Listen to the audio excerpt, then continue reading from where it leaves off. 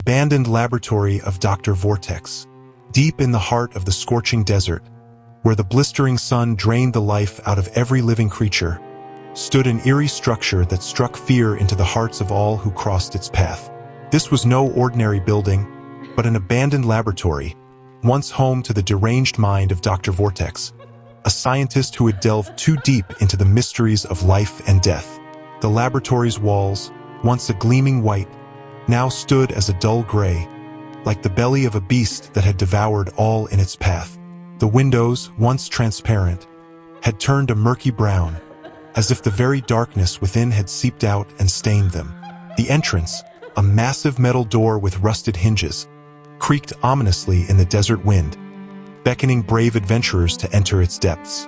Rumors whispered among the nomadic tribes spoke of Dr. Vortex's unholy experiments, of his quest to defy the laws of nature and create life from death.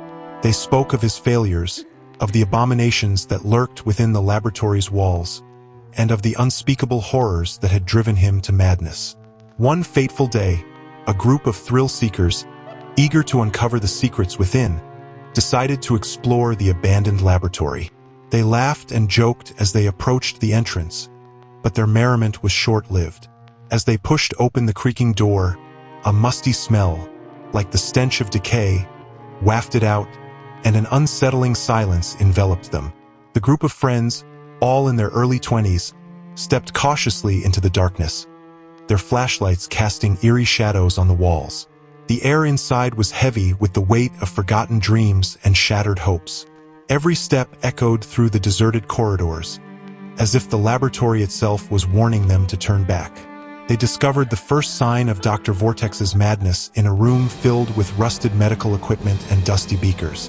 A lone, flickering light bulb cast an eerie glow on a series of grotesque, hand-drawn illustrations depicting the stages of human decomposition.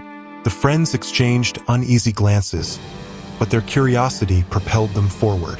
Deeper into the laboratory, they stumbled upon a chamber filled with rows of dusty, glass containers. Each jar held a strange, pulsating mass, like a living, breathing entity. The friends approached cautiously, sensing that these were no ordinary specimens. As they peered closer, the masses began to stir, their pulsations quickening, as if awakened by the group's presence. Suddenly, the containers shattered, releasing a swarm of dark, winged creatures that enveloped the group. The friends tried to flee, but the creatures, with razor-sharp talons, held them in place. The laboratory's silence was shattered by the group's screams, which echoed through the corridors as the creatures feasted on their terror. One by one, the friends disappeared, dragged into the depths of the laboratory, never to be seen again. The last one standing, a young woman named Sarah, stumbled upon Dr. Vortex's inner sanctum. The room was a shrine to his madness, filled with twisted, mechanical contraptions and the remnants of his failed experiments. In the center of the room, a massive cylindrical device hummed with an otherworldly energy.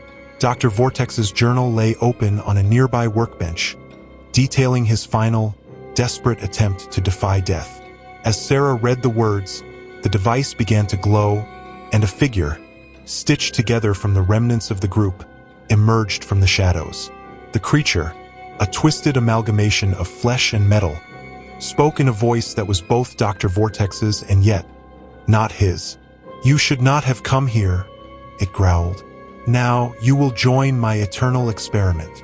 Sarah tried to flee, but the creature's mechanical limbs ensnared her. As the device reached its climax, a blinding flash of light enveloped the laboratory, and the desert wind howled in agony. When the light faded, the laboratory stood still, its secrets locked within, and Sarah was never seen again.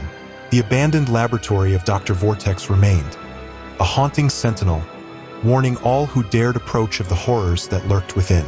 The desert tribes whispered of the place, where the boundaries between life and death were blurred, and the madness of one man had unleashed a terror beyond comprehension.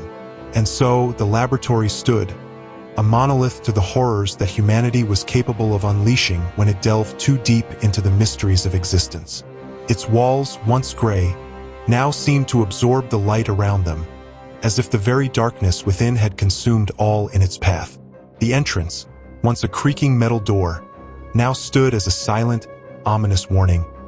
Turn back, while you still can.